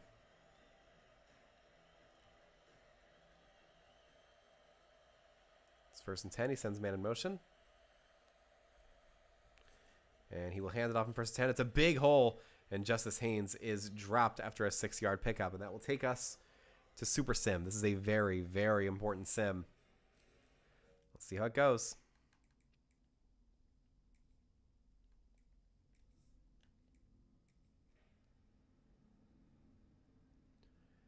Notre Dame takes the lead 3-0. Michigan responds 3-3. Notre Dame gets it back 10-3, 17-3. They're trying to knock the Wolverines out quickly here. Third quarter, 24-3. This ball game is over. Michigan is basically gone. Yeah, they're going to kneel it down. Let's just go one play at a time here. And there it is. The Notre Dame Fighting Irish have put Michigan out of their misery, and we will not get a repeat of Michigan's crazy run to the end. Instead, Notre Dame gets their 3rd win of the tournament. We get some crazy eyes in the alma mater. Getting text here. It's such a mood. Anyway, let's go to the map. Because these are the kinds of battles we live for. This is why we stay with this tournament for so long.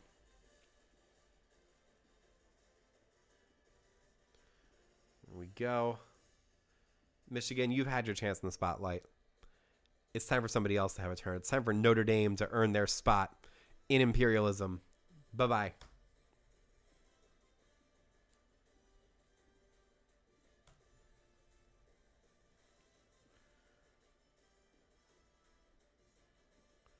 Go, nice and easy. Can we make the logo any bigger? Just a little bit. Well, if we put it here, we can just That's not... Yeah, it's about as big as we can make it. So there's Notre Dame's new, slightly expanded territory. Now sharing a tiny border with Ohio State, giving us a possible national championship rematch later on. But first, we got to say bye-bye to Michigan as we go to stats.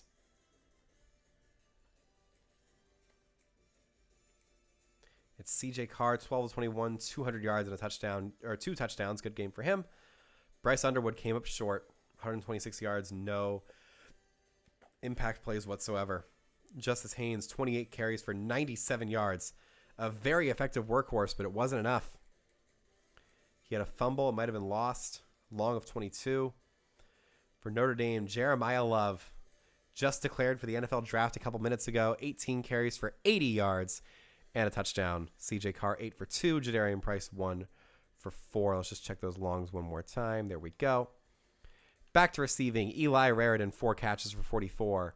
Malachi Fields, 3 for 30. Jaden Greathouse, 2 for 71. And a long touchdown. Jeremiah Love, 2 for 34, adding another touchdown. In that way, Will Pauling, 1 for 22. As for Michigan, Andrew Marsh, 2 for 34. Frederick Moore, 2 for 32. Marlon Klein, 2 for 23. Anthony Simpson, 2 for 27. Hogan Hansen, 1 for 6. Justice Haynes, 1 for 4. We go to defense. This is Michigan's calling card. And they only had 2 tackles for loss. Rayshon Benny with 1 and a sack. Derek Moore adds 1 as well. No picks. No pass breakups. No forced fumbles. Dang. Notre Dame completely dominated. Donovan Heinisch, 3 tackles for loss, 2.5 sacks. Joshua Burnham, 2 TFLs, 1 sack, and a forced fumble. Gabriel Rubio, 2.5. Boubacar Traore, 2 TFLs. Jaden Osbury adds 1. They did not get an interception or a pass breakup. Only 1 forced fumble, which they did not recover. No blocks, no safeties, no touchdowns. We go to the kicking game. Noah Burnett made 1 kick, made 3 extra points. Dominic Zvada was 1 of 2 on the night with 1 made extra point. So that's it for Michigan.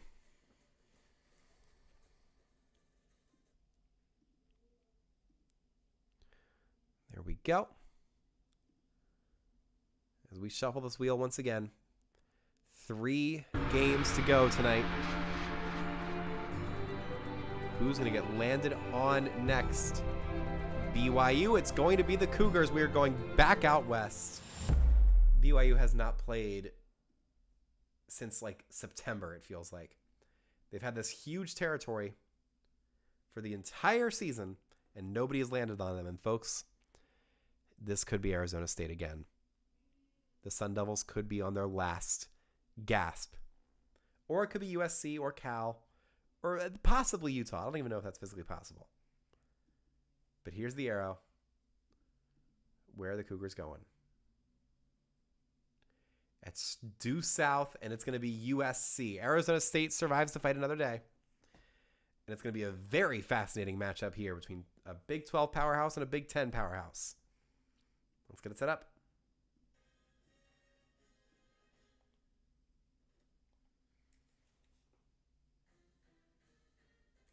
My feet are cold. Anyway, pop over here to USC. And then BYU is going to be the road team. This is going to be a whole lot of fun. These two teams are very, very talented and very evenly matched. And let's make it red versus blue, because why the hell not?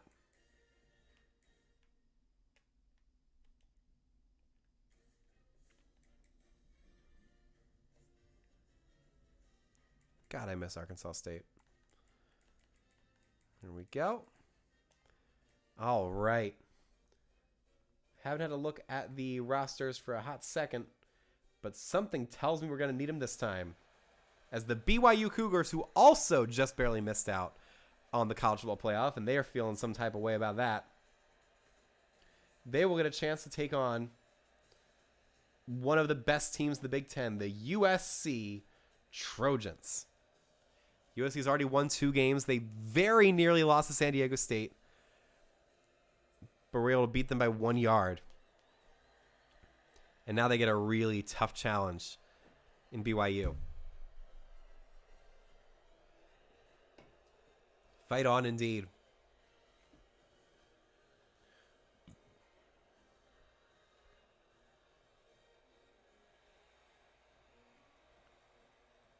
And this game is going to give us either our last remaining team in California or our last remaining team in Utah.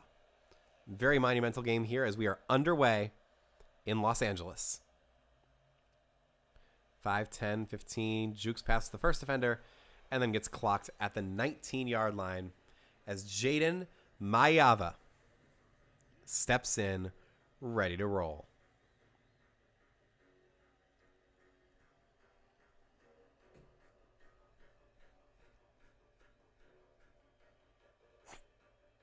Anyway, Mayava in the shotgun. He takes the snap. A little bit of pressure, throws short. It's going to be caught for about 6, 5. Never mind.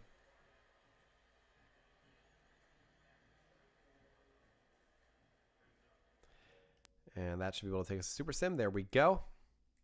Let's see how this one plays out.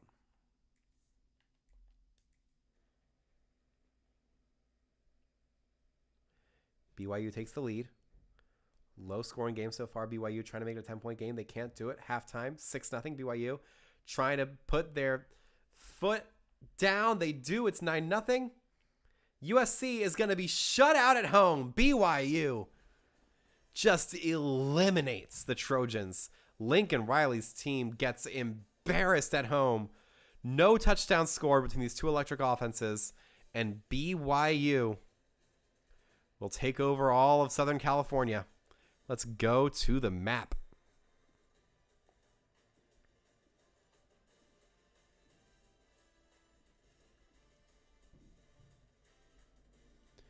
We got to fill in these islands as well.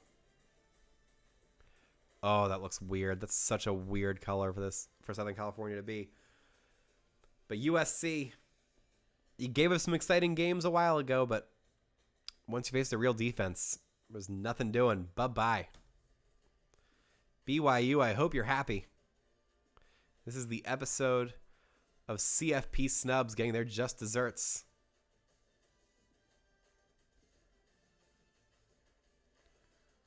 There we go. Can we make that logo any bigger?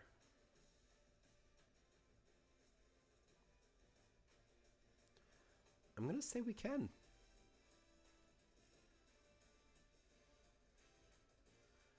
We can go there. And then we can stretch it that way. And, oh no, we can go way bigger than that. Stretch it down to there and then pop it up here. That's what I'm talking about. BYU has gained ocean territory, and we'll see if they're able to use it later on in the tournament. As we go to the wheel to eliminate USC. There we go. Let's go to stats.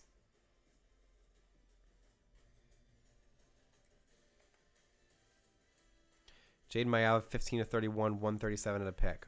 Bad. Bear Bachmeyer, 15 of 24, 202. Meh. Running the ball, LJ Martin, 13 for 31. Bear Bachmeyer, 11 for 11. Sion Moa, 7 for 13. The longs, not impressive. Brian Jackson, 10 for 23 and a fumble. Jaden Mayava, 6 for 5. King Miller, 3 for 11. Eli Saunders, 2 for 7. Wayman Jordan, 1 for 2. Mekhi Lemon, 1 for 2. None of them were impressive. The receiving game. Mekhi Lemon, best receiver in the country this year, 4 for 37. Nothing. Jacoby Lane, 4 for 52. Lake McCree, 3 for 29. Prince Strachan, Strachan, I don't know, 3 for 19. King Miller, 1 for 0.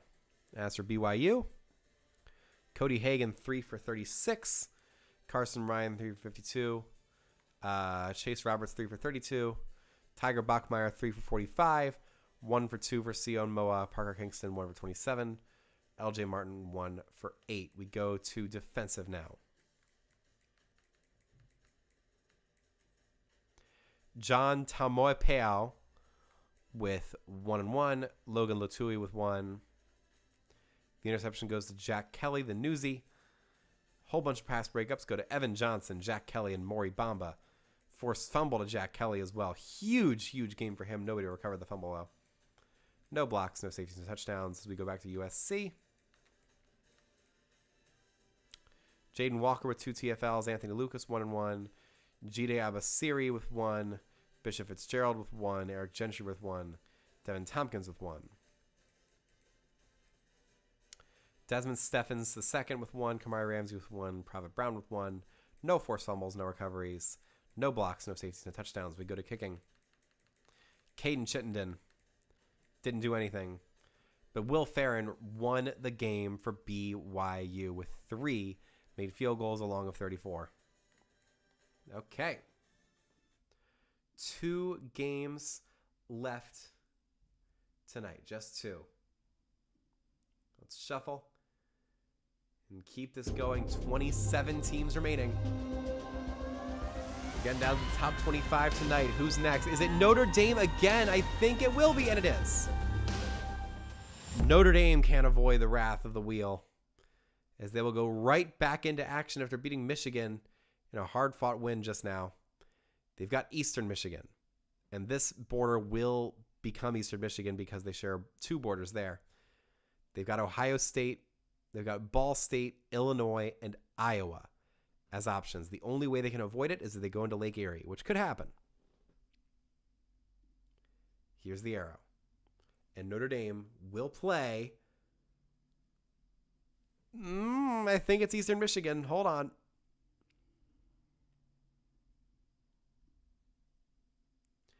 Center of the logo, that's 100% Eastern Michigan. So, one of the last remaining teams in the MAC, who already has 1 Big Ten victory, now takes on the storied Notre Dame Fighting Irish. And folks, we're going to the gray turf field. Let's go.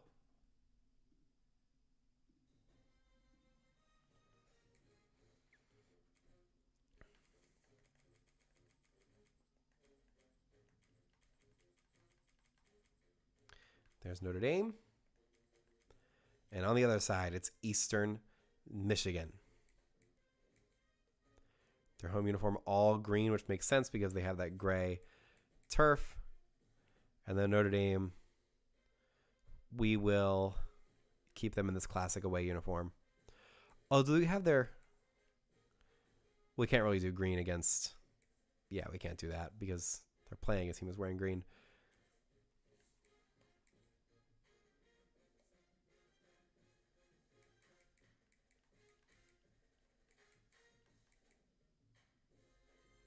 And here we go. This would be a truly insane upset if Eastern Michigan was able to pull this off on their crazy gray turf. And they all carry out hammers as well. Do they? No, they don't. But here come the Eagles. Ready to take on one of their highest profile matchups ever. In the top 27 of Imperialism against the Notre Dame Fighting Irish. This is what you live for as a small group of 5 school. The chance to take on a titan like Notre Dame. We're going to pull up the rosters now. There goes the kick. We are underway. Don't adjust your sets. That is the correct color for that field. The kick return only gets to the 20-yard line. So here comes C.J. Carr and the Notre Dame Fighting Irish. I just need to like... Oh. Do I have anything I can like warm my feet with? All right, Carr in the shotgun on the opening play of the game. He's going to throw on first down, throws short to the tight end, breaks 1 tackle, and then gets taken down. Raridan only gets 3 on that play. As we take it once again to Super Sim.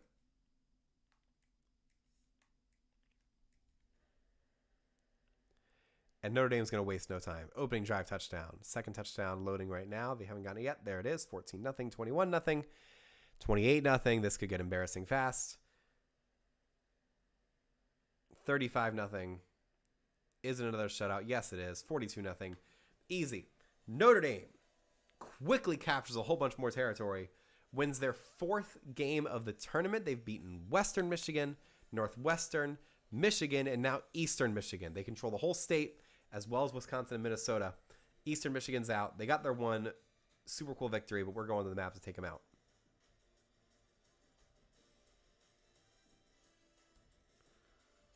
There we go. Let's just zoom out a little bit. Boop. Boop. Boop. Boop. Eastern Michigan, you had your fun and got a big territory. That's about as much as you can ask for as a Group of 5 team. But a better team just beat you. Bye-bye.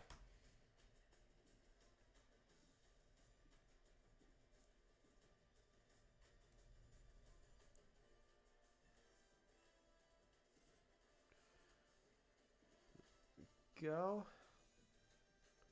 There's still a legit border there. Shoot, hold on. Did it wrong.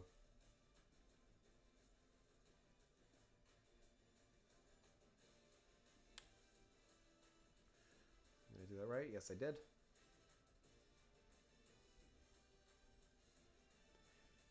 It's not the most appealing color in the world to make Notre Dame's territory.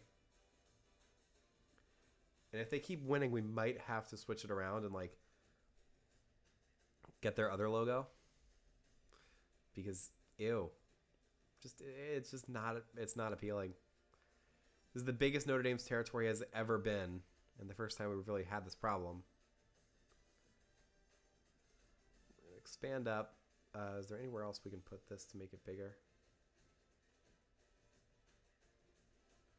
Go there. We could go up here. I think it's about as big as we can go for Notre Dame's logo now. Ugh, God. I just hate looking at it. Hold on. Let me just switch this over here for a second.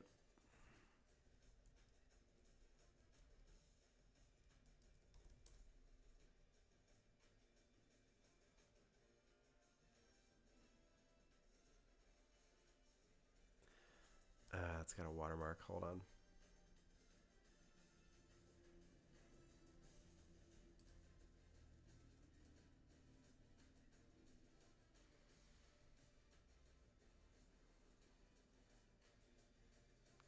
Not a PNG, not a PNG, not a PNG. Is this a PNG?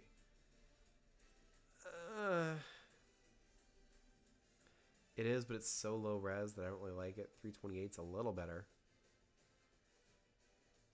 Ooh, not a PNG. Crap.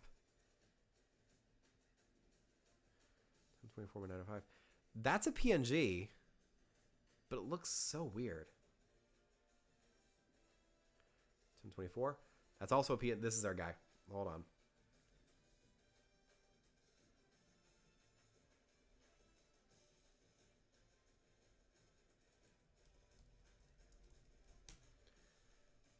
Let's go back to the map here.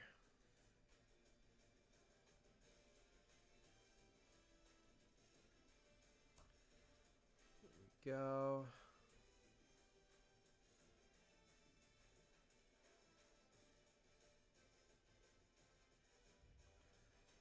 And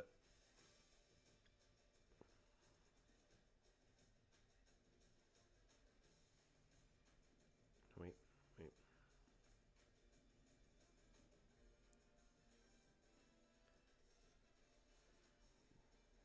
Go. Oopsie.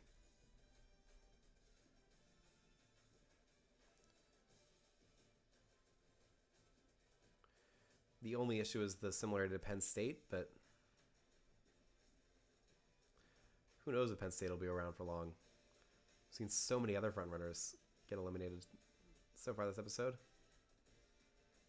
God, that is so much more pleasant to look at. Considering how much I have to look at this, I will take that like as precedent to change the map however I want every single time.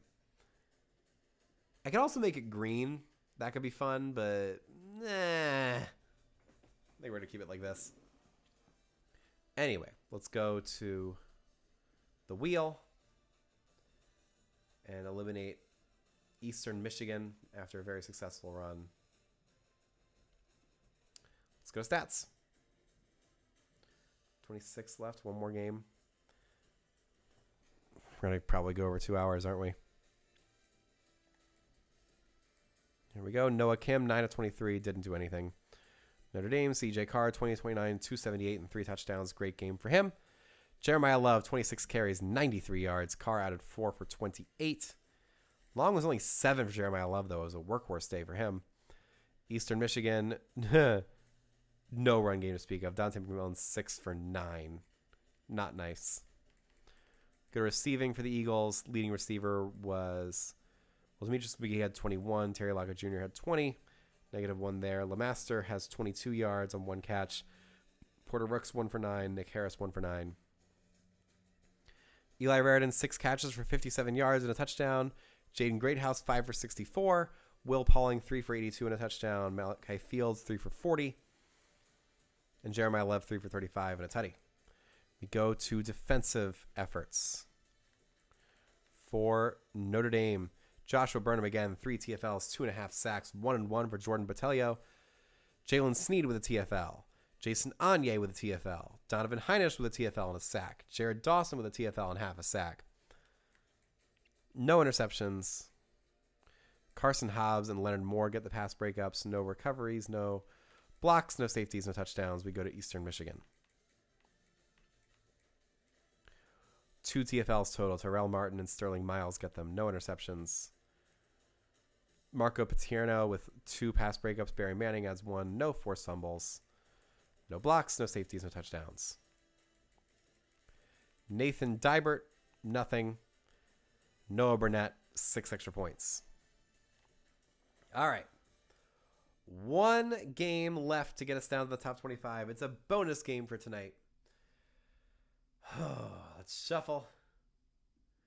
Get going one last time. Here we go. Not many teams left now. Is it Arizona State again? No, it's Florida State. They've already avoided playing once tonight. Can they avoid the wrath of the arrow twice in one episode? Plenty of options once again. And here comes the arrow. Where will it take the Seminoles? That is going to be northeast. It's either Georgia Tech or Georgia. We're going to have to double check.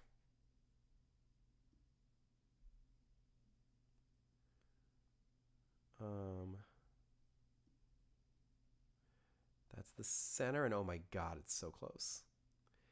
Can we even tell from this angle? I think I have to zoom out. Oopsie. Zoom out just a little bit. We're going to stick it on the center of the logo, right on the ear. And we got to get the measurement out for that.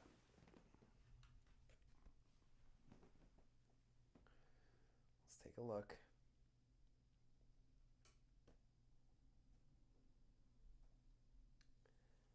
And that is Georgia. Not the matchup the Seminoles wanted, but the Bulldogs are forced back into action in a game that could give them a really unwieldy territory that'll suddenly force them into battle with a lot of Southeastern teams. So, we're underway. Let's get it set up. The finale for tonight, Florida State versus Georgia.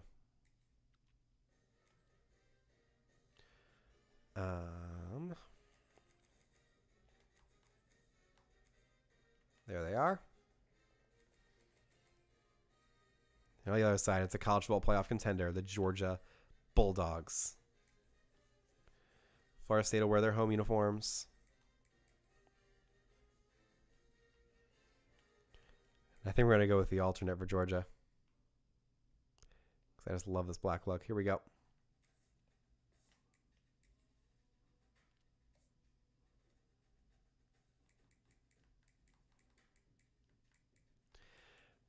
All right, we're going to Doak Campbell Stadium. Florida State has already beaten one SEC powerhouse, and I completely forgot to change the lights for most of those games. That's a whoops on me.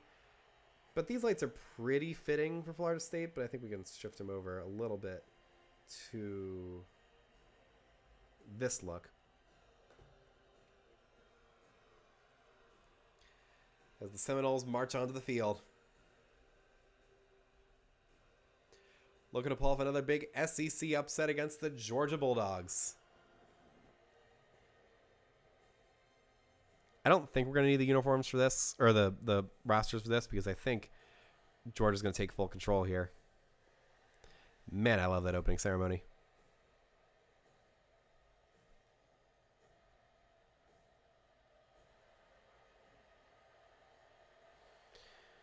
There goes the kick, and we are underway in Tallahassee, Florida. Last game of the night. Opening kick is not a good return for Georgia, as Gunnar Stockton steps out there onto the field. Got a great receiver in Zachariah Branch, 97 speed. That's got to be fun to play with. So here goes Georgia.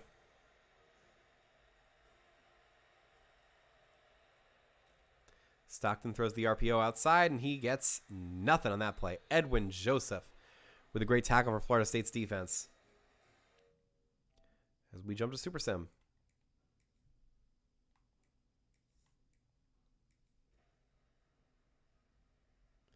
Georgia takes a 3-0 lead. Florida State trying to respond. Can't do it. 10-0. 10-7. They're keeping it close. 13-7. Georgia trying to make it a two-possession game once again. 19-7. They do. 26-7. 33-7. And that is your ball game. Florida State tries to respond. They don't. 33-14. They get one more garbage time touchdown. And Georgia, watch out, because the Bulldogs have finally arrived. 33-14. They get the victory over Florida State. And that'll take us down to the top 25. Let's go to the map.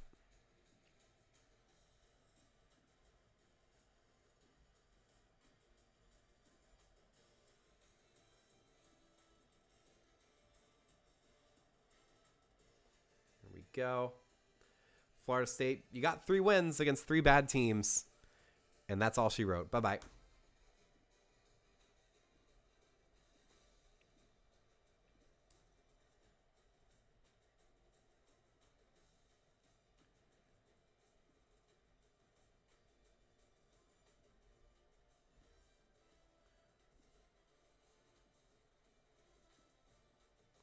There we go, and I think we can definitely make Georgia's logo bigger. The question is where?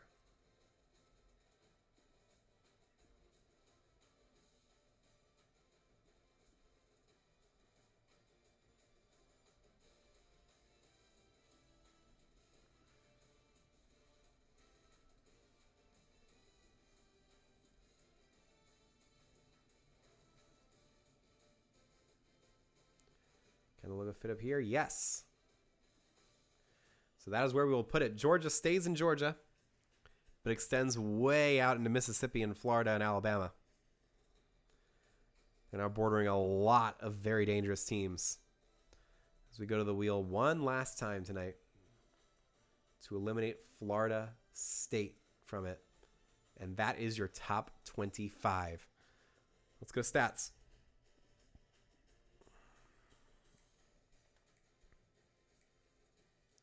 Tommy Castellanos, 13-27, 151, 1 touchdown, 1 pick. Not great.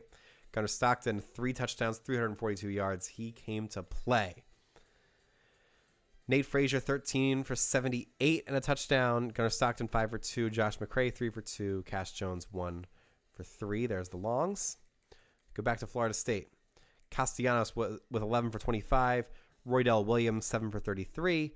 Cam Davis, 4 for 19. Samuel Singleton Jr., 1 for 3. We go to receiving. Squirrel White, 4 for 29 and a touchdown. Landon Thomas, 4 for 57.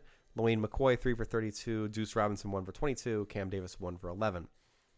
For Georgia, Dylan Bell, 7 catches, 112 yards, 2 touchdowns. Noah Thomas, 6 for 81. Zachariah Branch, 5 for 63 and a tutty. Oscar Delp, 3 for 44. Nate Frazier, 2 for 30. Lawson Lucky, 1 for 12. We go to Georgia's impenetrable defense. How many tackles for loss did they get? Only 4. Jordan Hall, 2-2. Elo Mendoza, 1-1. Gabe Harris Jr., 1-1. Ja'Cory Thomas picks up a 17-yard interception. CJ Allen with 1 pass breakup. Gabe Harris Jr. with a forced fumble that he did not recover. No blocks, no safeties, no touchdowns. We go to Florida State's defense. Amari Williams, 3 TFLs. Darrell Jackson Jr. adds 2. Kevin Wynn, 1-1. Shaheem Brown with 1. James Williams with 1. Edwin Joseph with 1. No picks. Quindarius Jones, 1 pass breakup, 1 forced fumble, and a recovery with 21 yards returned. No blocks, no safeties, no touchdowns. We go to kicking. Jake Weinberg made 2 extra points. That's it. Peyton Woodring adds 2 field goals, 3 for 3 from extra points. And that's exactly 2 hours on the dot right there.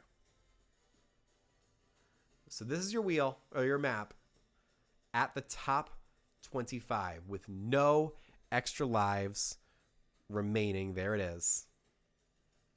You've got Oregon, Cal, BYU, Utah, Arizona State, Notre Dame, Iowa, Texas State, Missouri, Illinois, Ole Miss, Georgia Tech, Georgia, Florida, UCF, Miami, Ball State, Miami of Ohio, Ohio State, who hasn't played since game 1. Crazy. Kent State, Pitt, Tennessee, Clemson, Penn State, and Buffalo somehow making it all the way here. We still have 4 MAC teams remaining this late in the tournament. This is going to be one hell of a finish, and I will see y'all on December 30th as we play 7 more games to get down to the top 18.